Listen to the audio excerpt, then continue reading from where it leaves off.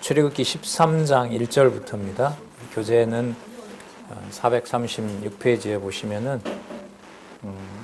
6월절을 가르쳐 주시면서, 자, 6월 이 제목도 너무 중요합니다. 6월절을 여호와께서 주관하셨어요. 맞습니까? 그 다음에 6월절 절기를 지켜서 여호와를 기억나도록 하세요. 그리고 이제 앞으로 군대를 만들었으니까 너희들이 그냥 알아서 걸어가라 이렇게 할까요? 내가 데리고 가겠다 할까요? 그게 저게 앞길을 인도한다는 말씀이 나오는 거예요.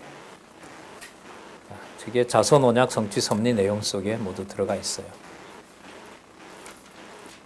13장 1절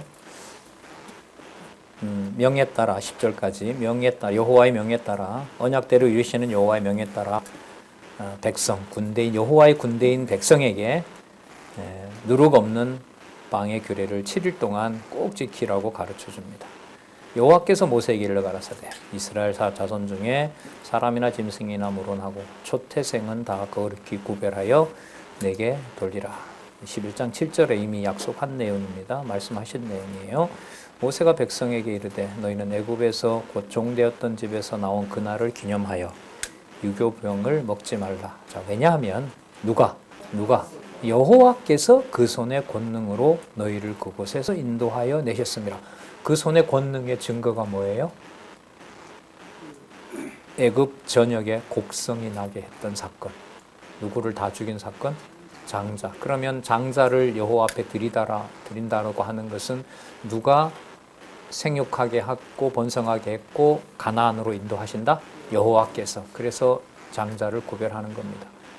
그래서 그리스도가 이 땅에 맏형으로 이 땅에 육의 몸을 가지고 온 사건은 바로 여호와께서 창세전에 요한복음 17장에 나온 대로 하나님 아들로 그리스도의 영원한 속죄제사로 삼았다는 증거가 이 땅에 육의 몸을 가지고 온 그리스도의 십자가 사건이었습니다. 그리고 성도들에게 신앙을 지켜줄 과거에 보면 그 신앙의 순수함을 지키기 위해서 죽었던 신앙의 모든 선배들의 피 흘린 그 사건들은 순교의 역사들도 동일한 의미를 가지고 있습니다. 그 사람들이 고맙다 이게 아니고요. 그게 본질이 아니고 누가 이 땅에 여호와의 이름을 확증하셨다? 그리스도께서 그렇게 하고 계신 것이다. 거기에서 이제 우리의 감정으로만 가게 되면은요, 교회의 역사는 천주교처럼 로마 가톨릭처럼 열전으로 갑니다. 프로테스탄트, 특히 이제 우리 성경 권위를 지키는 장로교 전통에서는 성인 열전을 쓰면 안 되는 거예요. 그 사람의 히스토리, 역사를 기록할 수는 있어도 그 사람을 주어로 설명을 할 수가 없어요. 그건 가톨릭에서 말하는 대로 그런 공로로 하나님이 이렇게 우리에게 더 주신 것이다. 이런 논리가 되기 때문에 조심해야겠죠. 자, 그걸 지금 이 성경 본문은 철저히 여호와로 우리의 생각을 바꿔놓고 있어요. 돌려놓고 있습니다. 여호와께서 그 손의 권능으로 너희를 그곳에서 인도하여 내셨습니다. 아비벌 첫 달일이죠.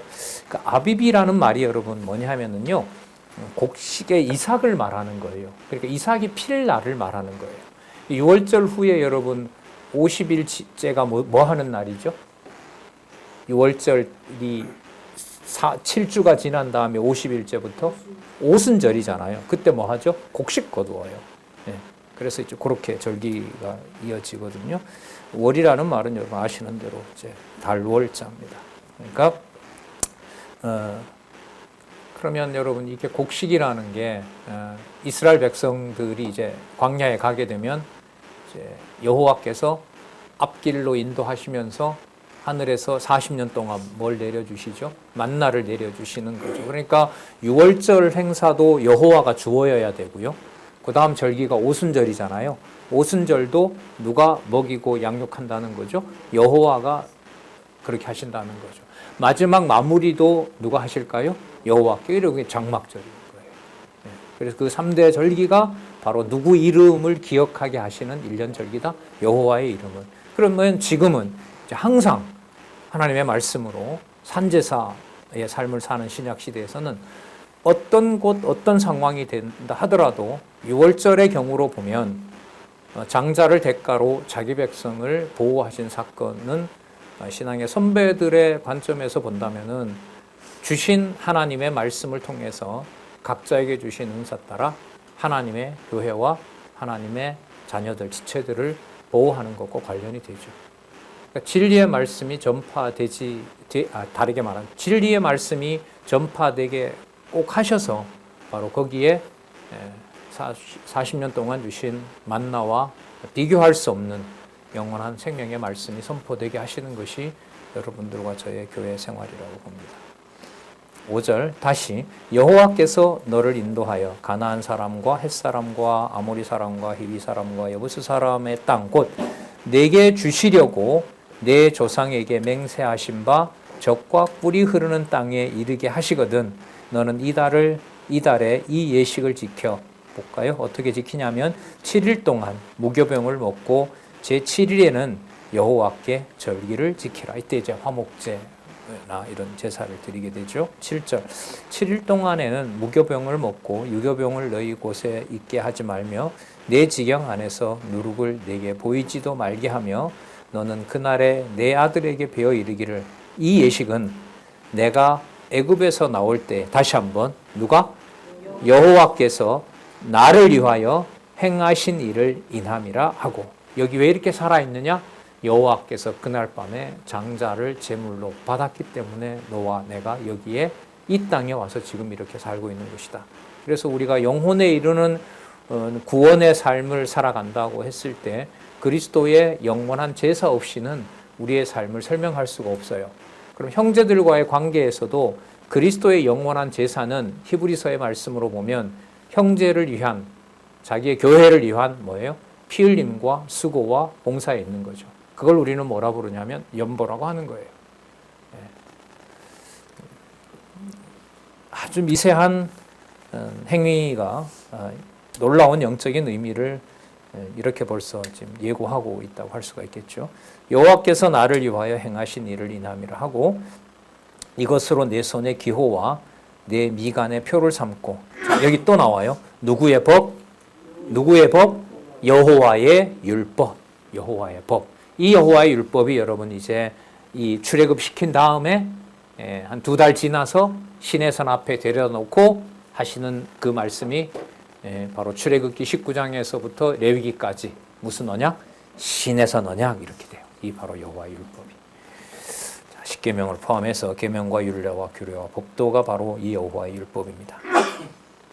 이는 내 입에 있게 하라. 이는 여호와께서 능하신 손으로 오늘 첫 시간부터 살펴본 내용입니다. 능하신 손으로 너를 애굽에서 인도하여 내셨음이니 연년이 해마다 이런 말이에요.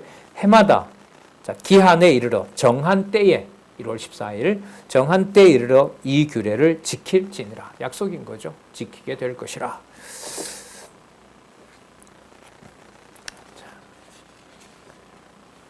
그래서 무교병 규례를 지키는 이 목적이 여호와의 권능으로 하셨는데 아까 초태생은 반드시 누구에게 드린다?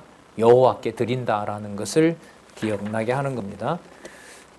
13장 11절에서 16절에 보면 생축의 초태생과 장자는 대속해 어린 양으로 대속해서 여호와께 드리라는 것을 대대로 가르치라는 것을 명합니다. 11절 다시 여호와께서 너와 내 조상에게 맹세하신 대로 너를 가나안 사람의 땅에 인도하시고 가나안 사람의 땅에 인도하시고 그 땅을 내게 주시거든 약속을 성취하시면은 무릇 초태생과 내게 있는 생축의 초태생을 다 구별하여 이게 여러분 거룩이죠. 다 구별하여 이게 레위기 민수기에서 보면 이걸 다 이루시는 거죠. 레위기에 보면 제사도 나오고요. 민수기는 광야 40년 동안 어떻게 합니까? 첫 세대 백성들을 전부 그야말로 다 죽여요. 죽이고 가나안 땅에 들어가서 완성한 이제 신명기에 가면은요. 출애굽기 19장에서부터 레위기까지 주었던 법이 반복되기도 하고 더 추가되기도 해요. 그 말은 뭐냐면 의도는 여호와께서 주신 법이 맞는데 가나안 땅에 들어가서 그 법을 가지고 살아가게 할 백성들에게 줄 그 법을 뭐 한다? 완성한다고 보시면 돼요. 반복이지만 약간 또 이렇게 추가되는 내용들이 있어요. 그렇게 해서 광야 40년 동안의 법을 완성하시는 내용이 바로 신명기서예요. 그 법 속에는 바로 언약과 성취 구도가 완벽하게 들어있어요. 자, 신명기서 궁금하시면 지방의 포항성진교회에 근래 신명기서 강론을 좀 세밀하게 했거든요. 참조하셔도 되겠습니다.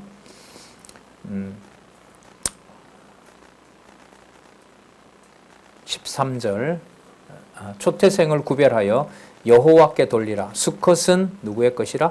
여호와의 것이니라. 이제 이것 때문에 살아났잖아요. 나귀의 첫 새끼는 다 어린 양으로 대속할 것이요. 그러니까 짐승도 짐승으로 대속해야 돼요. 무엇으로? 어린 양으로. 자, 양으로 대속할 것이요. 그렇게 아니하려면 그 몸을 꺾을 것이며, 꺾으라는 말은 너 거 아니라는 거죠. 내가 가져가겠다는 거죠. 누구를 죽인 것처럼? 애굽 장자를 죽인 것처럼. 자, 너 거라고 너 소유권을 거기에 두면 안 된다는 겁니다.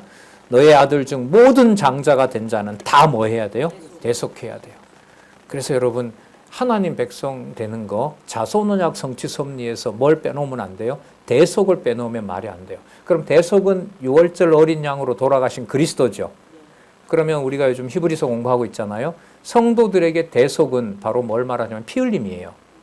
그럼 그 피 흘림의 대가로 장자가 보호받는 것처럼 그리스도가 하나님의 아들로서 확증이 되는 거고요. 이 지상에 있는 하나님의 백성들이 뭐 되는 거죠? 자라는 거예요. 그 비밀이 여러분 가정교회에서부터 온 생명을 자녀를 위해서 이 땅에 태어나도록 그 품에 품고 있는 바로 아기의 비밀에 있는 거죠. 그게 계시적 의미에서는, 신학적 의미에서는 바로 교회가 진리의 말씀으로 이스라엘 백성의 군대로 말하면 20세 장정이 될 때까지 철저하게 보호해주고 양육해주는 것에 있습니다. 이런 의미로 본다면은 좀 육적인 의미가 있지만은 교회의 차세대에 대한 관심을 기성세대가 얼마만큼 갖느냐가 6월절 제사의 신학적 의미를 지키느냐와 저는 직결된다고 생각을 합니다. 14절 장래에 내 아들이 내게 묻기를 이것이 어찌 미뇨하거든 너는 그에게 이르기를 누가요? 여호와께서 그 손의 권능으로 아까 나왔었죠?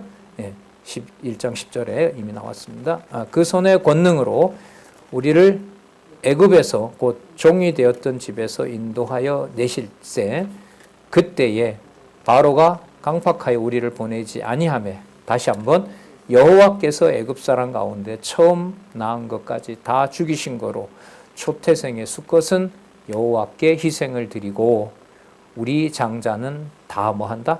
대속한다. 이게 살아나게 된다는 거죠.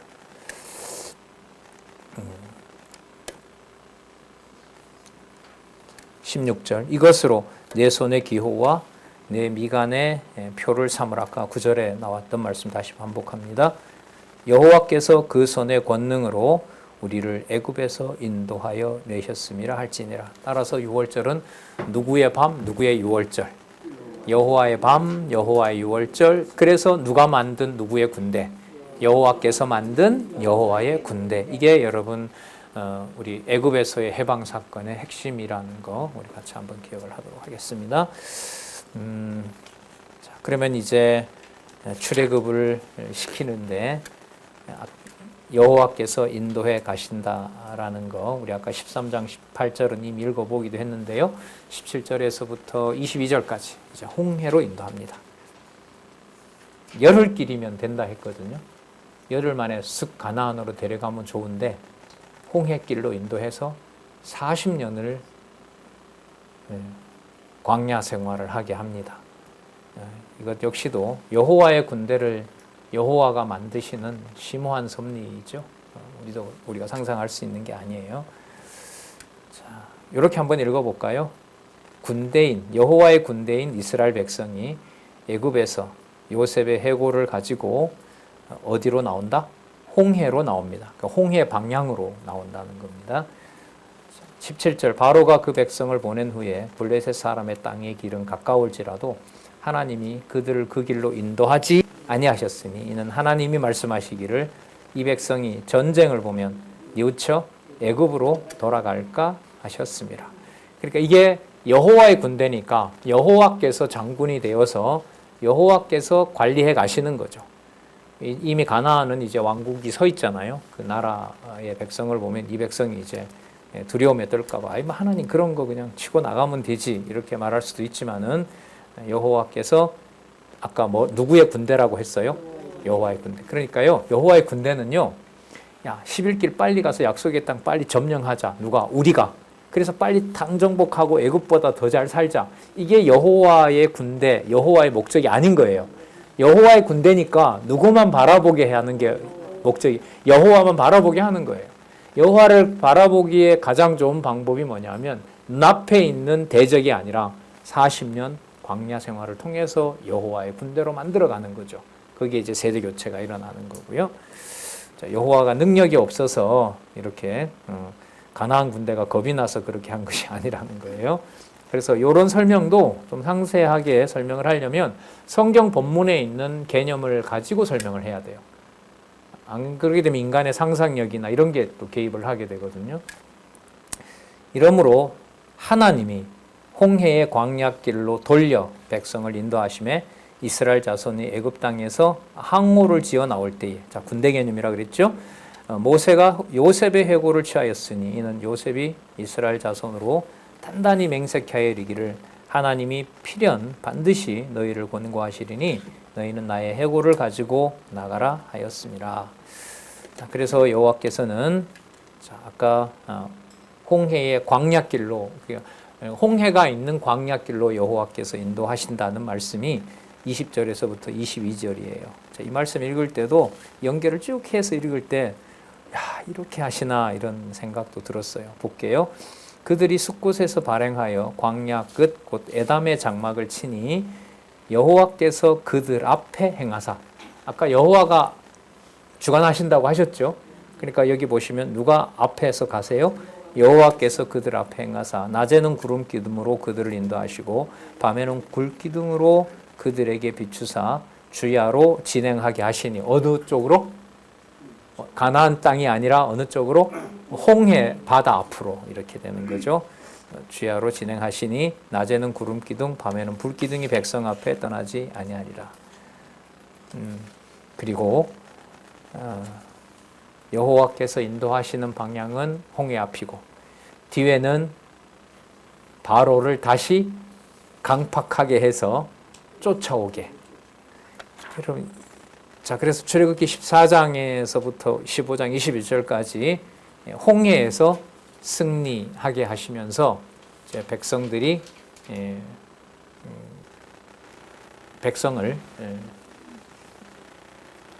낳게도 하셨고 또한 해방도 시키셨고 보호하셨는 일을 이제 주관해 가시는 내용이 바로 출애굽기 14장에서부터 15장 21절입니다. 자, 홍해에서 여호와께서 자기 백성을 당신의 능력으로 보호하시는 것을 살펴볼 수가 있습니다. 자, 백성이 홍해를 통과하는 내용이 14장에 나오는데요. 바로에게 쫓기는 백성이 모세를 원망합니다. 그러니까 이제까지 했던 여호와 이름이 한순간에 망각하게 하면 누구 주어가 돼요? 사람 주어가 돼요. 너 왜 이리로 데려왔느냐? 누구 보고? 모세 보고 모세에게 얘기를 하는 거죠. 그래서 여러분 사실 이 기록은 뭐 출애굽하면서 이걸 쓴 건 아니잖아요. 출애굽 지난 사건들을 쭉 한 다음에 어느 시점에 창세기부터 지금까지 너희들이 광야에 와 있는 것이 누가 그렇게 하신 일이다? 여호와께서 그렇게 하신 일이다. 그렇게 이제 기록하게 하신 거니까요. 1절에서부터 9절 바닷가에 진을 친 백성의 뒤를 애굽 군대들이 쫓아오게 하십니다. 누가 그렇게 하시냐 하면요. 누가요? 여호와께서. 그 증거가 나와요. 4절에 먼저 보시면 내가 하나님 아주 적극적으로 하세요. 내가 바로의 마음을 강팍 바로가 그들의 뒤를 따르리니 자 목적은 내가 그와 그 군대를 인하여 영광을 얻어 애굽 사람으로 나를 여호와인 줄 알게 하리라. 그러니까 이 목적은 뭐하고 동일하냐 하면 10가지 재앙 그죠? 9가지 재앙을 보낼 때, 보여주실 때와 같은 거죠. 이거 참 읽고도 하나님 이렇게 하시나. 여러분 아까 그 블레셋 땅으로 해서 가나안으로 안 들어 보냈던 이유가 뭐였죠? 누구 만나면 두려워할까 봐? 군대 만나면 뭐 할까 봐? 두려워할까 봐. 그러면 누구를 안 만나게 하셔야 돼요? 요 말로 보면 군대를 안 만나게 하고 하나님의 능력을 저 홍해 가서 보이시면 좋잖아요. 그러니까 군대를 멀리하게 해야 되잖아요. 근데 왜 뒤에는 또 군대가 쫓아오게 해요? 그러니까 아까 그 부분이 해석이 안 되는 거예요, 제 말은. 그러니까 군대를 보고 이스라엘 백성들이 놀랄까 봐 군대를 피하게 한 거 아니에요. 그럼 누구를 피하게 해야 돼요? 군대를 피하게 해야죠. 아, 그럼 군대를 피하게 하시겠구나라는 건데 바로 이어서 누구 군대가 쫓아오게 해요? 바로 군대가 뒤에서 쫓아오게 해요. 이게 해석이 되냐고요. 해석이 안 돼요. 이게 이 부분도 단편적인 이 부분도 설명이 안 돼요. 누구의 군대라는 것에서 벗어나면 해석이 안 될까요? 여호와의 군대라는 개념에서 벗어나면 설명이 안 돼요. 여러분 어떤 장수가 일보 전진을 위해서 일보 후퇴한다 이런 개념으로도 이건 상식적인 인간적인 개념인 거고요. 이 상황이 설명이 안 됩니다. 14장 1절 여호와께서 모세에게 일러 가라사대 이스라엘 자손을 명하여 돌쳐서 되돌아 진을 치게 한다는 거예요. 이게 그러면 이게 어떤 거냐 하면은요 어느 방향으로 가든데 그 방향을 어디로 돌렸다는 말일까요? 방향을 돌아온 것은 홍해로 가요. 뒤에는 누가 쫓아와요? 바로가 쫓아와요. 그러면 여기에 돌쳤다니까 돌려서 홍해로 데려간 거거든요. 그럼 돌리지 않고 가는 방향은 어디였을까요? 그건 가나안이죠. 그러니까 가나안으로 가는 방향을 구름 기둥과 불 기둥이 어디로 돌린 거예요? 홍해 앞으로 돌린 거죠. 그리고 뒤에는 누가 쫓아오게 해요? 바로의 군대가 쫓아오게 해요. 그걸 4절에서는 누가 그렇게 했다? 내가 바로의 마음을 강팍하게 했다는 거예요. 그럼 이게 여러분 우리 상식으로 설명이 논리적으로 잘 될까요? 안 되죠. 될 수가 없어요. 그래서 여러분 돌쳐서 이 말이 이 해석이 제대로 안 되면 이거 걸림돌이 되는 개념이에요. 그러면 여호와께서 어려운 환난과 여러 재난 가운데 여호와가 그렇게 하시나요? 그렇죠. 그 가운데 여호와를 버리는 자도 있고 더욱 의존하게 하는 자도 여호와께서 주관하시겠죠. 자, 돌쳐서 바다와 믹돌 사이에 비하이로답 곧 바알스본 맞은편 바닷가에 장막을 치게 하라. 예. 상세하게 나오죠. 그러니까 어디 앞에 와 있다는 걸 확증해요. 홍해 앞에 와 있다. 그 지명까지 알려줍니다. 바로가 이스라엘 자손에 대하여 말하기를 그들이 그 땅에서 아드카여가 여러분 무슨 아득하게 멀다 이게 아니고요. 번역이 좀 이상해요. 길을 잃어서 이 말입니다. 광야를 그냥 헤매고 있는 거죠. 그러니까 왜 헤매고 있는 것처럼 바로가 보일까요? 쭉 가는 거 보니까 저 방향이 가나안으로 가는 게 맞아. 그런데 얘네들이 우리가 쫓아온다고 하니까 겁이 나서 우왕좌왕 하니까 어디로 가는 거야? 홍해로 가는 거야. 저리로 가면 죽는 건데. 그러니까 누가 봤을 때는 누구 손아귀에 들어온 거예요? 예. 이런 거 여러분 세상 살면서 많아요, 적어요?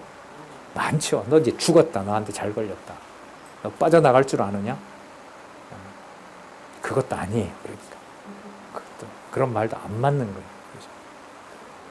자, 그러면 자기 손아귀에 딱 포착됐다는 걸 파악하고 바로는 거기서 빨리 쫓아가고 싶은 마음이 더 들겠죠.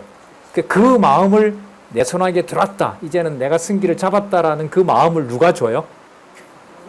그 마음을 누가 준다고요? 이러시면 안 되죠. 여러분. 이게 여러분 욥기에서 욥이 여호와께 묻는 질문인 거예요. 여호와께서 처음에 자식 죽이고 쳤떠나고 다 죽고 할 때까지도 있었는데 마지막에 딱 몸을 쳤잖아요. 그러니까 욥 입에서 우리 어머니 아버지가 결혼식 날 그 밤이 해가 뜨지 말았어야 되는데 그러니까 뭐 하지 말았어야 된다. 태어나지 말았어야 된다. 그러면 두 사람 만나서 결혼한 게 누구 잘못인 거예요? 당신이 그렇게 하지 말았어야지. 안 됩니다. 특히 이제 교회 생활에서 이 본문을 이렇게 보면 할 말이 없어져요. 왜냐하면 두려워서 함부로 이야기를 꺼내는 게 누구 주어를 그냥 다 갈아엎어 버려요. 이렇게 여러분 제가 3시간 동안 얼마나 많은 여호와를 얘기를 해요? 180분 동안. 그게 딱 한마디에 장로님 그건 아니지요 라고 해버리면 뭐 돼요? 싹 3시간을 말아먹어버려요. 겁나는 거예요, 교회가. 그런 의미에서. 그런데도 또 보고 싶고 또 보게 하고 이게 웬일인가 모르겠어. 또 이 대한민국에 성경을 이렇게 보는 데는 없거든요. 요즘 전 세계 교회 분위기는요, 지난번에 로잔 회의 때 세계 교회 거기에 이렇게 로그인해서 편지들이 오는데 보면 거의 오순절입니다. 오순절의 심각한 문제는 뭐예요? 직통 계시. 성경 말고 오순절은 2가지예요. 하나님의 음성을 직접 듣는 가 아직 남아 있다. 그리고 반드시 방언받아야 된다. 직통 계시의 증거가 뭐냐면 성경 권위를 대체할 만한 게 있어야 되거든요. 그게 바로 어떤 언어예요? 정체 모를 방언. 사단에게 맡겨서 하나님께서 성경 권위의 마지막 판을 제가 봤을 때는 유대인으로 가기 직전에 이방의 백성들은 기독교 같지만 기독교 같지 않은 그 사이에 여러분과 제가 문자 한자 한자가 문자의 권위가 있는 것이 아니라 불기둥과 구름기둥의 그 빛 하나하나처럼 하나님의 말씀의 권위를 드러내는 시대에 살고 있지 않나, 그런 경각심도 갖게 됩니다. 4절, 내가 바로의 마음을 강팍해 한즉 바로가 그들의 뒤를 따르리니 내가 그와 그 온 군대를 인하여 영광을 얻어 애굽 사람으로 나를 여호와인 줄 알게 하리라 하심에 무리가 그대로 행하니라. 혹이 백성에 도망한 것을 애굽 왕에게 고하며 바로와 그 신하들이 백성에게 대하여 마음이 변하여, 지난번에는 뭐 하라 해놓고 막 쫓아내듯이 가라고, 줄 테니 빨리 가라고 했는데 마음이 변했어요. 저것들 봐라, 저래 헤매고 있으니까 다시 잡아올 수 있겠다. 그 마음을 누가 준다고요? 내가, 여호와께서 내가 변하여 가로되 우리가 어찌 이같이 하여 이스라엘을 우리를 섬기면서 놓아 보내겠는가 하고 바로가 곧 그 병거를 갖추고 그 백성을 데리고 갈새 특별 병거 600, 전차라고 보통 얘기를 하죠. 당시에 애굽이 강한 나라였거든요. 특별 병거 600승과 애굽의 모든 병거를 바라니 주관하면서 장관들이 다 거느렸다. 총출동한 거죠. 자, 이걸 한번 보자고요. 이걸 성경은 그래서 백성들이 떨었더라 이렇게 해석하는 게 아니고요. 자, 이게 시간이 지나서 지금 성경을 어떻게 기록하나 보세요. 8절 한번 읽어보시기 바랍니다. 시작. 여호와께서 애굽 왕 바로의 마음을 강팍해 하셨으므로 그가 이스라엘 자손의 뒤를 따르니 이스라엘 자손이 담대히 나갔음이라. 진짜 담대히 나갔을까요? 이게 시간이 지난 다음에 일단 기록을 한 거예요. 자, 지금 뭐라고 표현하죠? 이스라엘 자손이 뭐 했다? 담대히 나갔다. 담대히 나갔다. 그럼 여러분 아까 이게 항오를 지어와 여호와의 군대라는 것하고 관계 있어요, 없어요? 아니요. 그렇게 봐야 이게 이해가 돼요. 왜 그러냐면 애국 군대가 쫓아온다는 소리를 듣고 백성들의 진열이 더 견고해지고, 자, 염려하지 마세요. 모세, 우리가 다 누구만? 여호와만 바라봅니다. 이렇게 했을까요? 모세를 원망했을까요? 원망했죠. 앞에는 뭐가 있고?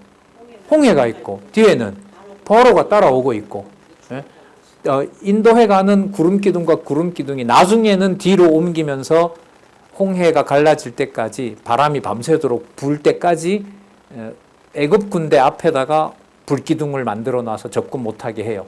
하지만 지금 이 상황은 구름기둥과 불기둥이 어디 앞으로 인도한 거예요? 홍해 앞으로 인도한 거잖아요. 그럼 이때 백성들이 그 다음에 바로 나오죠. 10절에서 14절부터 모세가 백성들이 뭐 하냐? 원망해요. 너 죽일 데가 없어서 여기 데리고 왔느냐? 그러면 여러분 아까 8절 끝에 있던 대로 이스라엘 자손이 뭐 하고 나갔다? 이거 어떻게 손자한테 설명할래요? 할머니 거짓말해요 지금? 말이 안 되는 거예요. 그럼 여기 여러분 담대히 나갔음이라는 말이 누구의 군대라는 설명을 하지 않으면 안 돼요? 여호와의 군대다. 여호와만 바라보게 하는 군대예요. 우리 중심으로 해석을 하면 안 돼요.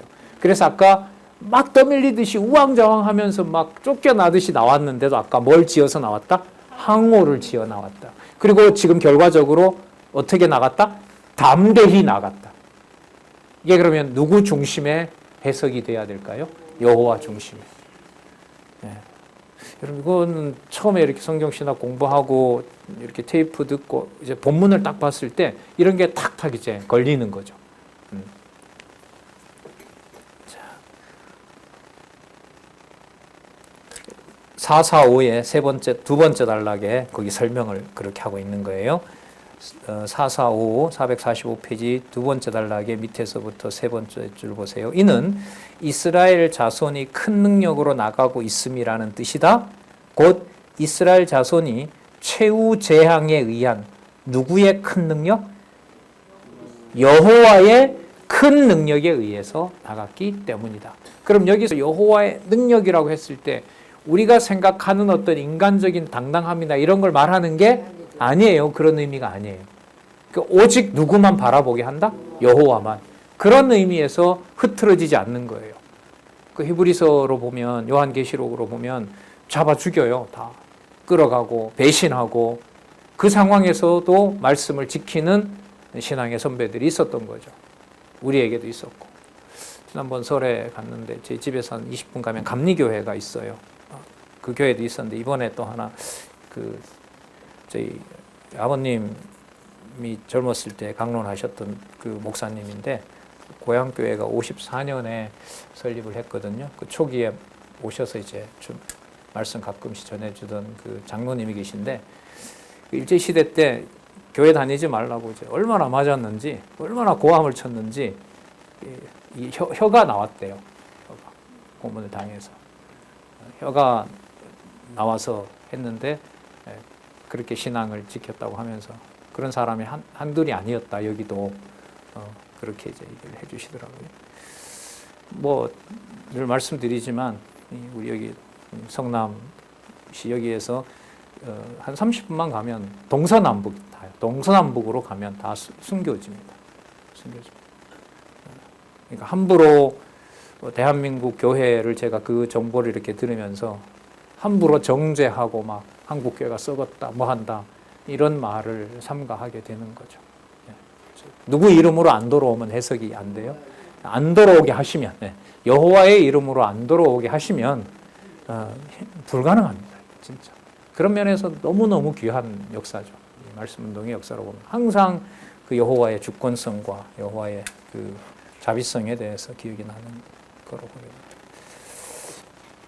9절 애굽 사람들과 바로의 말들 병거들과 그 마병과 그 군대가 그들의 뒤를 따라 바알스본 맞은편 비아히롯 곁 해변 그 장막 침대에 미치니라. 블레셋 군대도 막았으면 애굽 군대도 막았어야지. 그러니까 여러분 9절 상황으로 보면은요 이스라엘 백성이 인간적으로 누구를 원망하지 않을 수 없는 상황이다. 모세를 이렇게 되죠. 모세를 14장 10절에서부터 14절 모세가 원망하는 이스라엘 백성을 위로하고 권고합니다. 핵심이 뭐냐 하면 이 전쟁 누가 시작했으니 누가 끝낸다? 예? 누가 시작했으니 누가 끝낸다? 여호와가 시작하신 전쟁이기 때문에 여호와가 끝낸다. 자, 바로가 가까이 올 때 이스라엘 자손들이 눈을 들어봅니다. 바로 자기들의 코 밑에까지 미친 거예요. 자, 어느 정도로 가까웠느냐? 글쎄요. 얼마나 굵었는지 모르지만 범위가 넓었는지 모르지만 구름 기둥과 그 불기둥이 막아놓은 그 사이인 거죠. 그 코앞에까지 다가온 거예요. 자, 거기 보시면 이스라엘 자손이 10절 중간에 심히 두려워하여 누구에게 부르짖고 여호와께 부르짖고. 자, 이게 여러분 목적이에요. 누구 군대임을 딱 증명해요. 여호와께 부르짖는데 모세에게는 뭘 해요? 원망하는 거죠. 여러분 이게 재밌는 거예요. 원망하는 내용이 여러분들의 자녀가 엄마나 아빠한테 막 원망하잖아요. 그게 누구를 찾는 기도가 될 수 있어요? 누구를 찾게 하는? 그건 아니죠. 나한테 원망하는 거지 뭘 여호와를 찾게 해. 그건 누구 생각일까요? 내 생각인 거죠. 여러분들과 제 생각이에요. 내가 니를 아는데 너가 그런 말 할 때는 내가 잘 아는 아이라는 건데 내 자식이라는 건데 그건 우리가 생각하는 범위의 한계인 거죠. 근데 여기 보면 동시에 나오잖아요. 여호와께 부르짖고 모세에게는 뭐해요? 원망하는 거죠. 이게 누구의 군대가 하는 일이에요? 여호와의 군대. 누구의 군대니까요? 여호와의 군대니까. 누가 싸워서 승리하게 하시니까? 여호와가. 그게 나오는 거예요. 그래서 여러분 이 14장 재밌어요. 진짜.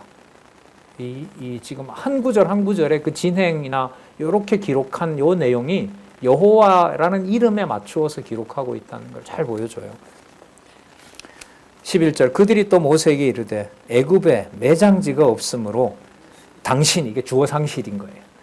여호와고 뭐고 필요 없어요. 이때 되면 당신이 우리를 이끌어내어 이 광야에서 죽게 하느냐 어찌하여 또다시 한번 당신이 우리를 애굽에서 이끌어내어 이같이 우리에게 하느냐 우리가 여호와의 군대 필요 없어요. 이것도 우리가 너가 이거밖에 없어요. 이제 애굽에서 당신에게 고한 말이 이것이 아니뇨 이르기를 우리를 버려두라 우리가 애굽 사람을 섬길 것이라 하지 아니하더뇨 나가기 싫다는데 왜 너가 우리를 데려왔느냐 이런 상황 많이 일어납니다. 그죠?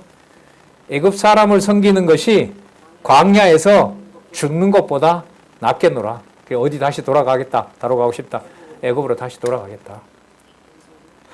참 13절 볼까요? 모세가 백성에게 이르되 너희는 두려워 말고 가만히 서서 여호와께서 오늘날 너희에게 행하시는 구원을 보라. 너희가 오늘 본 애굽 사람을 또다시 영원히 보지 못하리라. 14절 다시 같이 한번 읽어볼게요. 시작. 여호와께서 너희를 위하여 싸우시니 너희는 가만히 있으라. 우리 저자인 원로 목사님 얘기 많이 들었죠. 가만히 세워놨으면 가만히 계셨으면 좋겠다고 이래저래 의존하지 마시고 가만히 서서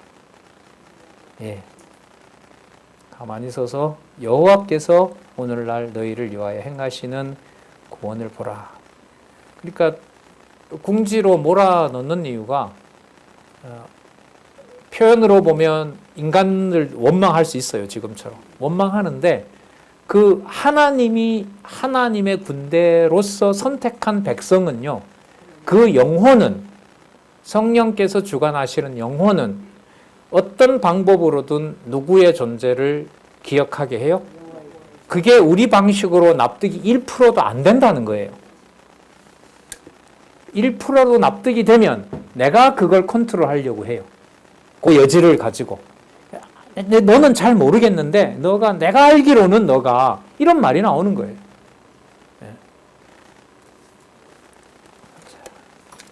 그러면 공의 앞으로 데려다 놓은 여호와의 군대는 여호와가 주관하시기 때문에 뭐 하게 하려고 데려다 놨어요? 가만히 서서 아무 일도 못하게. 아무 일도 하지 않는 걸 구약에서 뭐라 그러게요?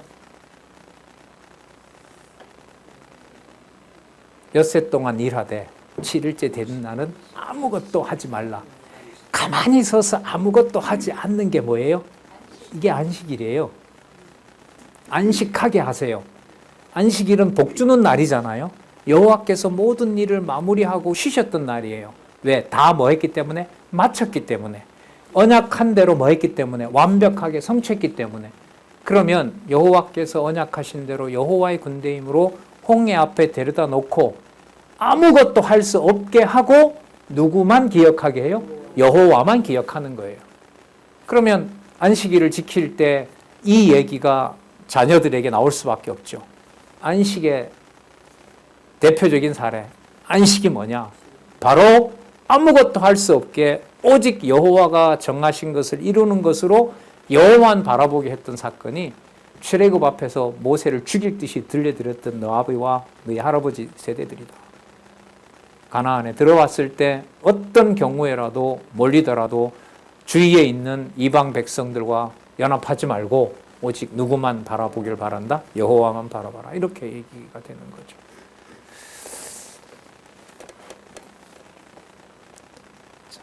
출애굽기 14장 15절에서부터 31절 홍해에 기적이 나타나게 합니다. 자, 여호와의 영광을 위해서 하신다는 말씀 아까 나왔었죠. 여호와께서 모세에게 이르시되, 지금 계속 이 말씀이 나와요. 넌 어찌하여 내게 부르짖느냐? 이스라엘 자손을 명하여 앞으로 나가게 하고, 앞으로 나가면 바다 아니에요, 그죠? 지팡이를 들고 손을 바다 위로 내밀어 그것을 뭐하라? 갈라지게 하라. 갈라지게 하라. 이스라엘 자손이 바다 가운데 육지로 행하리라. 자, 17절 다시 한번 다 또 나와요. 지금 저들이 저렇게 쫓아오는 걸 누가 했다? 내가 애굽 사람들의 마음을 강팍하게 할 것인즉 그들이 그 뒤를 따라 들어갈 것이라. 그러니까 애굽 백성, 애굽 군대의 경우로 보면, 자, 이제 열렸고 자기네들도 바다로 안으로 들어가면 누구를 이제 잡을 것이다. 이스라엘을 잡을 거라고 생각하잖아요. 근데 여호와는 이걸 해석을 어떻게 해요? 그들을 내가 강팍하게 해서 멸망시키려고 이렇게 되는 거죠. 그러니까 영적 생활에서 교회를 파괴하려고 하는 극한의 일들이 벌어지는 것은 누구의 심판이 임하는 것과 연결된다? 예, 우리 계시록에서 살펴봤잖아요. 이 부분에 민감하게 하신다면 여호와를 더 기억하게 하는 길이 되겠죠. 그들이 그 뒤를 따라 들어갈 것이니라. 내가 바로와 그 모든 군대와 그 병거와 마병을 인하여 영광을 얻으리니. 아까 14장 4절에서 말씀하셨죠. 내가 바로와 그 병거와 마병으로 인하여 뭘 얻을 때에? 영광을 얻을 때에 애굽 사람들이 다시 한번 나를 여호와인 줄 알리라. 그들에게도 여호와를 선포하시는 겁니다. 여호와를 선포하는 것하고요, 여호와의 이름을 입술로 부르는 것하고요, 그걸 여호와의 군대로 살아가게 되는 것은 전혀 차원이 다릅니다. 예. 이방에 계시하는 것하고요, 하나님의 자녀들이 그 여호와를 믿고 따라가게 하는 것은 다른 차원이에요. 그 말은 뭐냐면, 우리가 듣는 정보로 내가 가지고 있는 어떤 축적된 정보, 그 내용 때문에 내가 여호와의 자녀가 되는 건 아니에요. 그건 필수 조건이긴 하지만 충분한 조건은 아닌 거죠. 여호와께서 여호와의 군대를, 여호와께서 자신의 영광을 보여주셔서 당신을 경외하게 해주셔야 가능한 겁니다. 자, 19절에 보면은요, 이스라엘 진 앞에 행하던 누가? 여호와의 하나님의 사자가 옮겨 그 뒤로 행하매 구름 기둥도 앞에서 그 뒤로 옮겨 구름 기둥이네요. 애굽 진과 이스라엘 진 사이에 이르러서니 저 편은 구름과 흑암이 있고 이 편은 밤이 광명함으로 밤새도록 저 편이 이 편에 가까이 못함이더라. 참 희한한 일이 벌어집니다. 이쪽은 광명이, 그 빛의 기둥이, 저쪽은 어둠이. 그러니까 더 이상 진행할 수가 없는 거죠. 자, 그래서 이스라엘 백성은 이제 무사히 건너게 되고요.